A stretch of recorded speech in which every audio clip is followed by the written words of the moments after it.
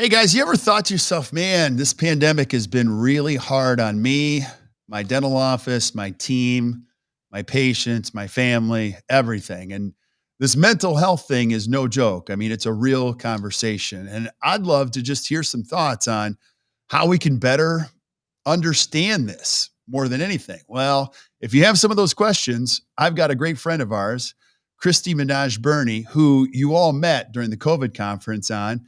And she's going to give us some thoughts, some frameworks, some things to think about in this very important time in dentistry. So do me a favor, stick around, grab a pen and hit the share button. You're going to enjoy this.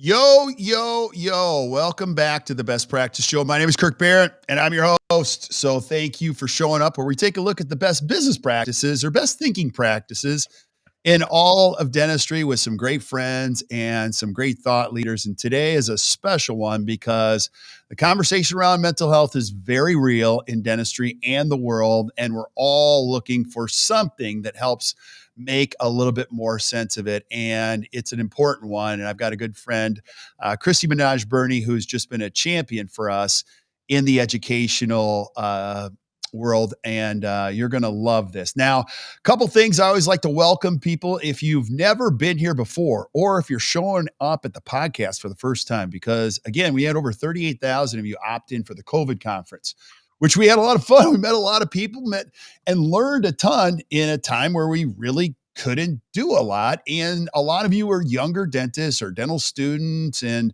I know some of you are finding yourself over to the podcast. You're like, what is the podcast? What is this? And so if you're here for the first time, I just want to say welcome.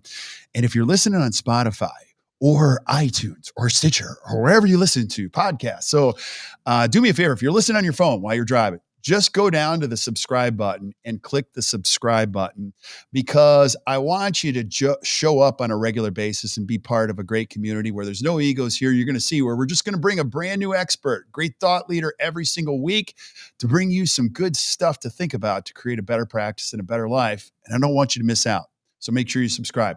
Number two, if you haven't joined our private Facebook group, which is called Best Practices Powered by ACT Dental, I want you to join us over there, where over 13,000 of you have just joined us. And it's a great community of people just trying to help each other with all the challenges that happen in this world in dentistry. And you're going to see some great people over there. And then lastly, some people always or continue to ask, like, what do you do? Well, we're a practice coaching company. We coach dentists and team members all over the country. So if you're a dental practice owner and you're thinking, man, this has got to be a little bit easier, it's just a little too hard for me, or I need to improve my culture, I need to maybe improve profits, or maybe cut my hours a little bit, or I'm just working way too hard, there's got to be a better way. Join us over at actdental.com, where I've got an incredible team of coaches where we can help you sort your thoughts, create a better practice through a treatment plan, whatever it is you need, where you got some ears over here that are willing to listen and sort this out. Because I want you to think about this. Dentistry is an incredible profession. It's the most noble profession ever. You can create anything you want. There's no rules. If you want to work 7 to 3 without a lunch, you can, and you can be home and have a great life too. You don't have to work all hours around the clock. You don't have to work Saturdays and Sundays. You can create a great practice and do the kind of dentistry with the type of people that you love. All you got to do is just make a decision to do that. And that's what makes dentistry so cool. So if you're struggling with that, reach out to us. We'll point you in the right direction or give you some thought processes. Now, I want to introduce my friend, Kristy. You've been a great friend of ours in this community. Now, I knew of you. I didn't really know you. And then when we were doing the conference, I'm like, this woman's amazing. Like, you just kept showing up, showing up, showing up. And the one thing, well, there's many things I like about you. You bring things from a different angle, and it was so fun and entertaining in a time where we were kind of panicking and freaking out. You would always give us something thoughtful. It would always be funny. It would always be like, wow, that's a really, really good thought. And, Mark Hyman, and you have been tight for a long time, and you've been a great influencer in dentistry. I want people to know who you are. If they've never met you, haven't heard you speak before, who's Kristy Menage Bernie? So give us a little background on that first. Oh boy. I mean, where to begin? First of all, thank you. And a year ago now, all of our lives shifted, and I'd been encouraged to bring forward a new seminar on mental health. And the reason for that, you've asked to get to know me. I cannot think of a day, Kirk, that I haven't gotten up and mental illness hasn't been a part of my daily life. So, in response to that, it occurred to me, first of all, I felt better because I was coming to the ACT pandemic every day. I had something to do that helped structure my seminar. I heard from so many great people, even on the topic of mental health, and decided to create Crushing Candy, Pandemic Mental Health Strategies, and Beyond. And full disclosure, not only do I have a family member who has lived, managed, and thrived with bipolar disorder, but I myself have been treated for depression and anxiety. So, I'm not even sure what that is or looks like anymore. And what better opportunity than when we're all in the same boat, waking up every morning and not knowing what was coming. Right. And that's what people who live with mental health disorders face every single day of their lives. Not Right. to mention those of us who care for those people. And now we can all get it. You know what I mean? It's like we can understand the lack of control because we were thrown into this worldwide pandemic. Yeah, I want you to talk about that. We're going to get into crushing candy and what that is and the concept, which I love. But let's talk. And I love how it's becoming more and more of an easier conversation to at least have to open up. So can you talk about the statistics or maybe trends, because you really pay attention to what's going on in dentistry. And so here's one of my questions. We knew it was an issue before. Did the pandemic have an impact? I'm guessing it did. And if so, what happened from your perspective in the last year on dentistry and mental health? Well, it's interesting. We love our data, right? Right. So pre-pandemic, according to the World Health Organization, 1 in 4 of us will suffer from some type of mental illness in our lifetime. And then recently released from the Center for Disease Control, that figure has nearly doubled. And that study ended at the end of February. So we're seeing this just staggering impact. In fact, you'll find many experts who are saying we have a concurrent pandemic and it's mental health. The mental health pandemic is real. Yeah. Now, can we talk? I always love to talk about the why before the how, and it's, it's, it's always one of those things like, why is this happening from your perspective as you look at this data? And you and I have talked about openly about social media and like, what's your hypothesis or at least your research on why this number has doubled so much in the last year? Well, there's no doubt the sheltering in place. But I go back to my beginning. The lack of control, the lack of knowing what was coming, forced all of us into a different lifestyle and a different way of thinking that created. For example, I live with my 2 cats, so I really took sheltering in place seriously and didn't go anywhere except for once a week. And I know I wasn't alone in that. The isolation led to an increase in depression and anxiety, not to mention those who already are living with mental illness, having that exacerbated. Right. What I think is just so fascinating is that we're hesitant to talk about mental well-being, and rightly so. In fact, I thought our family is so unique. There's no one like us out there, when in fact it's much more prevalent. And the World Health Organization says 25%, that's of what they could qualify. But what we know about mental health, on average, most people will not seek care for 10 to 11 years. Wow, that's a long time and too much time, I would think. And, there's been a lot of heroes in the community. Horrible. I mean, I could think of, Josh Austin, who's just been a hero to show up and talk openly Yes. about it. Yes. And those are the people I'm like, man, it's just awesome that they're able to be honest and transparent, because I think through that we help a lot of people.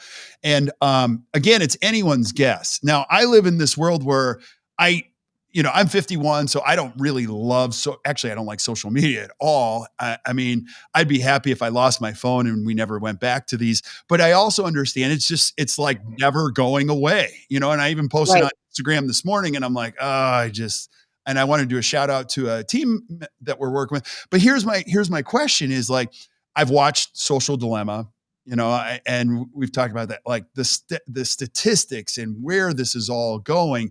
How do we navigate, or how do we make sense of all this and where this is headed? And do we even Well, try? right, and there is some new data that's come out regarding the impact of social media on mental health. And look, we get it. It's a brag book. And I am so excited to see what my colleagues are achieving, what they're doing in their family life. But how much of that is 24/7? And so we know that statistically, the longer we engage in those forms of communication, the less realistic your world becomes. And in fact, the algorithms are built in social media, and it was Google first. I know Facebook took a big hit, but they track with the cookies your trends on your computers, your devices. And so when you go onto social media, you see exactly what you want to see. You don't see the big picture. So that sets up any number of issues and problems. And like you, um, it's not that I embraced Facebook. Love you, Facebook, or the gram or any of it. I love it, but it can't become our central focus, Right. because it's not reality, gang. And it doesn't. You're going to see. Why do you think you get the ads for the cute sports bras? Right, Kirk? I know they're Right. coming across your feed, right? Well, not Yeah. yet. Not yet. So Yeah, I'm sure when you're there, though, you get ads that seem so close to what you're looking for. Well, there's a reason for that. yeah, and I'm even a little paranoid about Alexa. Like, I'll mention something and then something Oh, shows up in my feed. I'm like, I just mentioned that like a half hour. Like, then I'm like, I can't even start to go down that path because I think there's people listening in my house. Now, I want you to talk about the whole Candy Crush thing, because before we went live, you were describing this. And I think you were alluding to the whole dopamine thing, because while we know some of this stuff isn't healthy, and I've never played Candy Crush before, I have friends that play it. So can you talk about how this came to life and how it applies to mental health? well, and another interesting statistic, Candy Crush is probably one of the most utilized app games in the world. I wasn't necessarily a fan, but as the pandemic hit, I started to realize I was playing more. Full disclosure, I think I'm on level 8,700. Ugh, why? Why was I so engaged in it? Well, first of all, it has a very addictive quality. But secondly, it takes you out of your current circumstances for a brief moment of time and gives you the opportunity to figure out an issue or a problem and solve it and then level up. You get rewarded for that. So that was the foundation of crushing candy to motivate me. And again, I can't thank Betsy Reynolds enough for giving me the courage, bless her heart, a colleague and a dear friend that knew what my daily life was like. And she said, you can make a difference. You can do something about this. Kirk, I wish somebody had said to me, even in my 20s, I would have valued that. And by the way, 59 in February. When did that happen? You know, if somebody had reached out to me and said, you're not alone, Right. and what you're experiencing is not unique. And in fact, there are ways you can manage this. And so, yeah, Candy Crush gave me some control back. I play it way too much, but get this, there are app technologies that will improve anxiety and depression. And Personal Zen is the one that really has the most science behind it. Okay. I don't need personal. It's an app that you put. Okay. It's an app game called Personal Zen. And the science and the research that went into this. So instead of crushing candy, you try to find the happy sprite, they call it. And the more you play the game, the more elevated your mood becomes because you're chasing positive energy, positive outcomes. And then not to mention things like Calm, which just rebranded themselves as the mental fitness app. You've got to love it. And Kaiser Insurance holders, guess what? You can get Calm for free as, having Kaiser Insurance. Right. And I actually, I'm a user of Calm. I love it. And I listen to it on airplanes. And so Kristy, our good friend Deepak, who always asks great questions. Hi, Deepak. Yeah, he's awesome. He says, many parents are increasingly becoming aware of the negative effects of social media and kids being addicted to their cell phones. When they try and reduce screen time, it's often met with arguments. You know, one recognized victim in this scenario are, let me go down here because, hold on one second because that's a longer. Are the poor parents who mean well. Yeah. And I'm one of those parents, because I gave my kids phones earlier than, because I thought, oh, we can get a hold of them, we can track them. And little did I know that I was giving them a device that was going to take them in a different direction. And it's just the way of the world. So again, I don't know. What are your thoughts on Deepak's thought? Well, it's an interesting point that's brought up. And are there any statistic on what parents are doing? What I've heard is limiting screen time and also monitoring any of your kids' social media feeds, meaning you have access to it. Sorry, the pollen's going crazy here in Cali. And that you are engaging in different ways. So this is just a tool, but it's nothing we should stay on for length of time. So parents that are really on top of this will monitor screen times, which really any device today will give you that data. Right. And you can set that time per user as a mechanism, and then go read. Go outside and play freeze tag under the legs, one of my favorite games. Go swimming. Do something, even as we're starting to open back up, that's going to become more available. But I get it. Look, I've fallen victim to it. Right. I can see the end of the Candy Crush game. I'm keeping those developers in business. Right.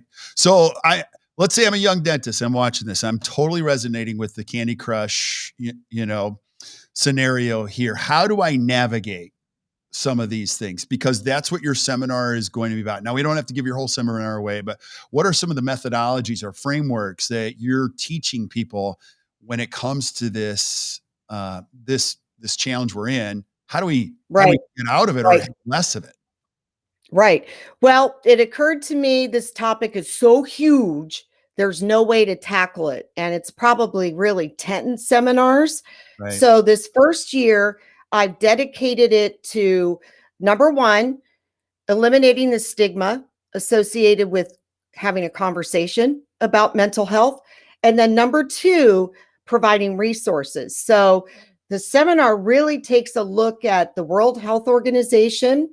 They issued basic psychosocial skills, a guide for first responders, and it's fabulous because it helps prepare the dental practice for looking at those who are anxious, depressed, or having some type of mental side effect as a result of the pandemic. So it's just a great how to.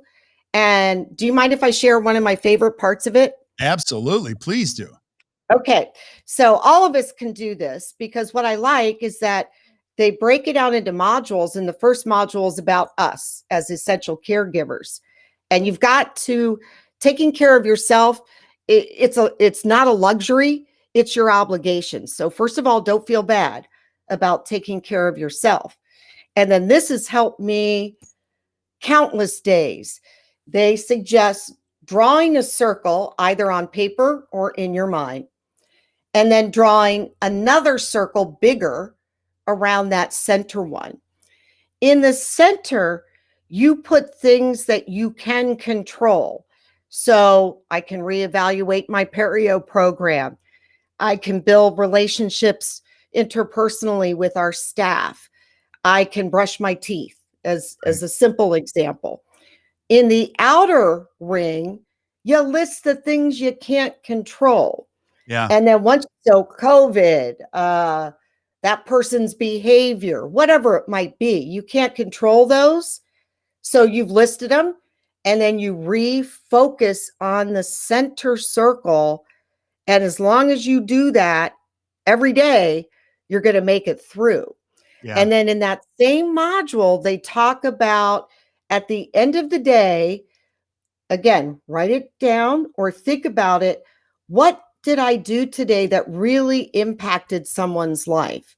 And Yeah. I can't think of a profession more that does things every day for people than dentistry. But acknowledging that for yourself builds your self-esteem, helps release your own anxiety, and keeps you from slipping into depression.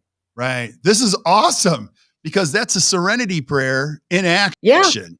Do you know what I mean? Yep. You know, dentists are the dental community. Everybody wants the recipe. Like, give me the recipe. Now, while this isn't going to fix everything, I'll tell you, it would make me feel better in a minute because I'm having a visceral reaction to, you know, to this graphic because during the pandemic myself, I had a little bit, not a little bit, I had a full out panic attack on March 17th, 18th, and 19th because everything I knew was gone. I mean, about what worked. Right. And Right. so all we had was a community of people to gather. And then at the same token, I was like, okay, now I spent a lot of time in that outer ring of things I couldn't control Yes. and Yeah. feeling myself wanting to influence that, like, oh, the pandemic's going to end in 3 or 4 weeks and this will be fine. And what we've realized is this has gone on. If you would have told me, when you and I were talking a year ago, like, oh, this is going to be going, we would both call each other liars. But there were a few things that we could do. And I'll tell you, like, this is a fantastic tool because it makes perfect sense. Well, and you all lived it. Act Dental really saved me. Thank you, Mark. Mark connected me to your community. And I'm telling you, I think I cried when you stopped having the daily sessions because that was an example of something I could control and Right. engage and feel connected. And you all nailed it. Nailed it. We miss you.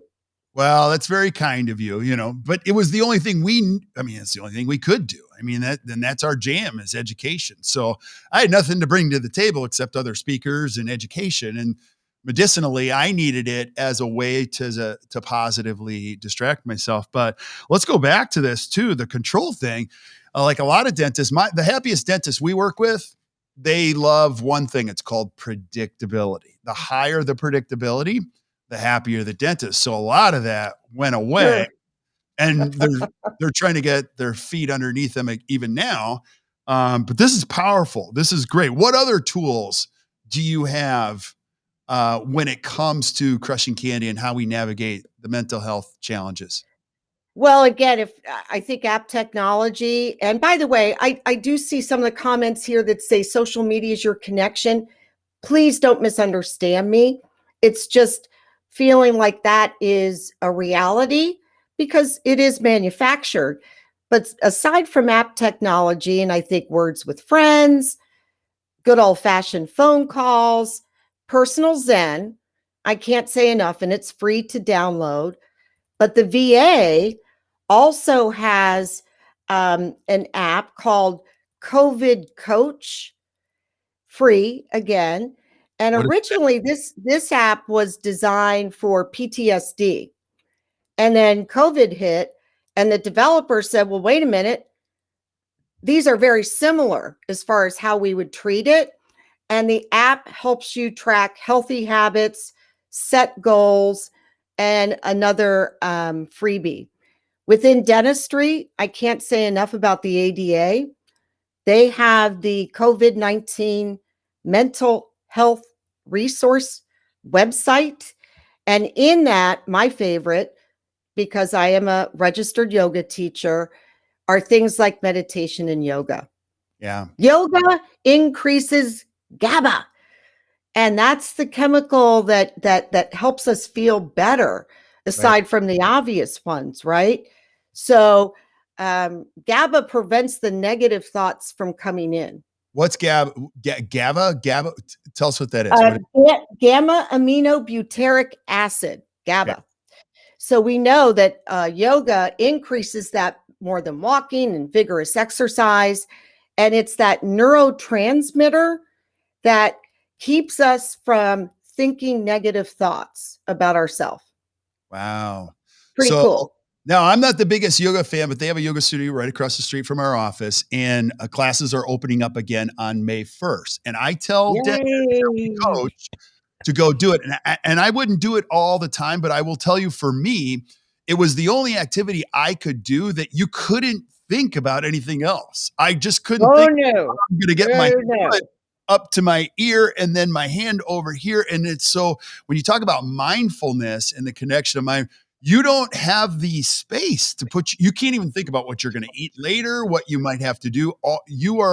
It was one of the few activities I could do that my brain was not allowed to go anywhere else. It had to be fully in the experience. And then even the breathing Exactly. aspect of it is so crazy important. So I can't say enough. And our kids go to a great school, and there's some great teachers there, and they're very well trained on all of this. And they talk specifically about the benefits of yoga, the mental and physical benefits. And we hear this all the time. And in dentistry, which is really a sport, I've had dentists pre-pandemic who are very healthy say yoga is one of the most important things you can do as a healthcare provider. But this is so great, Kristy. What other thoughts do you have on this subject or data when it comes Well, to? can I share my wish list? And it's Please. already happening. The Indian Health Services, the dental Indian Health Services, and dental practices have now added what they call the Patient Health Questionnaire, the PHQ-2. So it's two simple questions you add to your your health history and evaluation. Over the past 2 weeks, how often have you been bothered by any of the following problems? The first would be little interest or pleasure in doing things. And your choices are not at all, several days, more than half the days, or nearly every day, looking at a 2 week period of time. And then the second question, feeling down, depressed, or hopeless. And from that, you get a score ranging from 0 to 6. And a score of 3 or more is an indicator that this person's ready to have a referral, or you should open up a dialogue about mental health and the resources that are available. NAMI, number one, and then Mental Health America, number two. Yeah, that's wonderful. It's a great question to ask, just to know or get your patients thinking um, about what's going on. That's fantastic. Well, and listen, depression, one of the first signs of depression is abandoning hygiene, meaning oral hygiene, bathing in general, right? So that has a direct impact on the oral health. And so when we see a patient of record and all of a sudden they have plaque everywhere, and we ask about their brushing and, dare I say, the F word, flossing, and they admit that no, they just aren't doing it, that could be an indicator of depression. Yeah.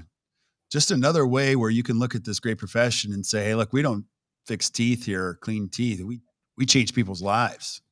Well, and So, to see the Indian Health Organization adopt that, or Indian Health Services, as part of their protocol, right. wow. I mean, dentistry can shift.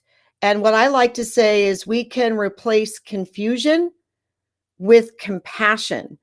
And not only those that may be facing a mental health challenge, but those who are children of those individuals, or those who care for those individuals, because it is a huge ripple effect that's pretty Yeah. profound.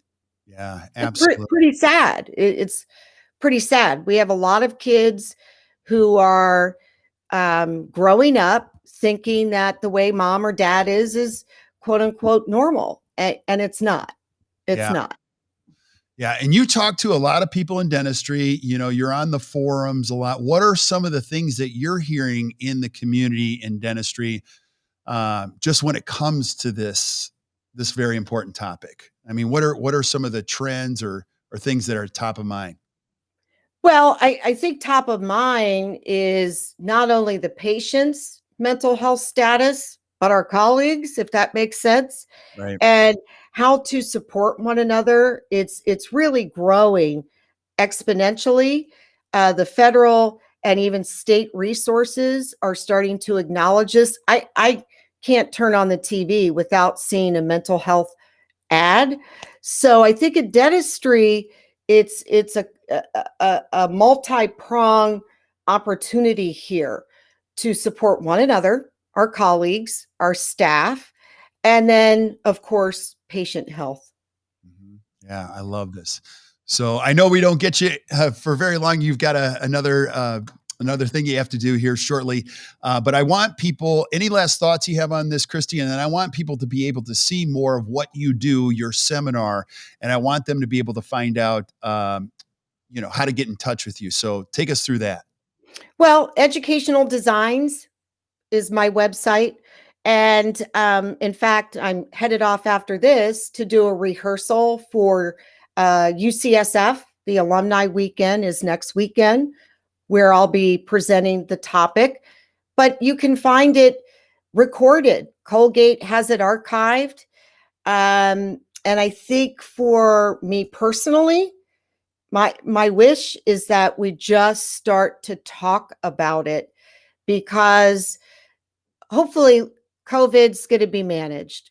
The worry is that the effect on mental health will be far, far, far longer and far more reaching down the road than we might have imagined.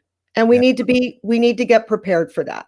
absolutely. And I think the only thing we can do is host conversations on this and just bring some awareness to this. And I know we didn't get to, I mean, there were a lot of comments in the feed. Somebody asked about the downside of phones, and then our good friend Paul Henney asked or mentioned too much screen time. And this might be for another show, and I'd love to Oh, talk about. Paul's right on the money there. We know there are changes in the brain. There, Paul, thank you. And this just demonstrates the point as we start to tease out this topic. Dentistry plays, we see people more than any other healthcare provider. Right. And wow, I know we're busy, and right now, especially, which my heart goes out to every practicing clinician. I cannot thank you enough. You are on the front lines, you're making a difference. And take care of yourselves. That I can't emphasize enough. It's not a luxury. Go get that foot massage or pedicure. Or take care of you. You've got to take care of you.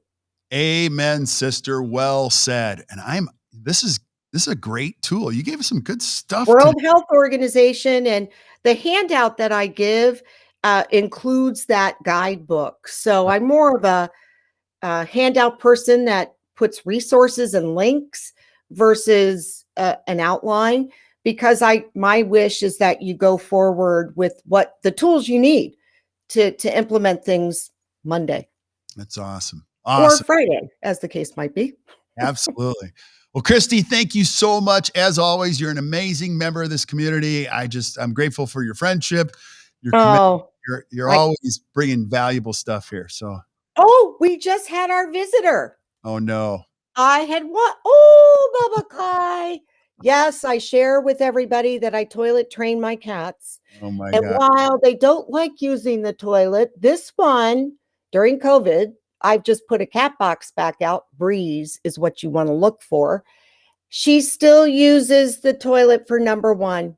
That's This it. is Kai Blue. I don't know how that works. I'm allergic to cats, but it's so cool to see what you've created over there. So awesome. So Thank thank you. you, Thank Kristy. you. Hey, stick around while we say goodbye to everybody else. Thank you guys for listening, watching the Best Practices show. If you enjoyed today, which I know you did, just do us a favor, hit the share button, share with your friends. Keep sending us suggestions for things that you guys want to see. And we are lining all those up. You're going to see an incredible lineup in the weeks to come. And until we see you guys next time, keep watching the Best Practices show. You guys enjoy the rest of your day.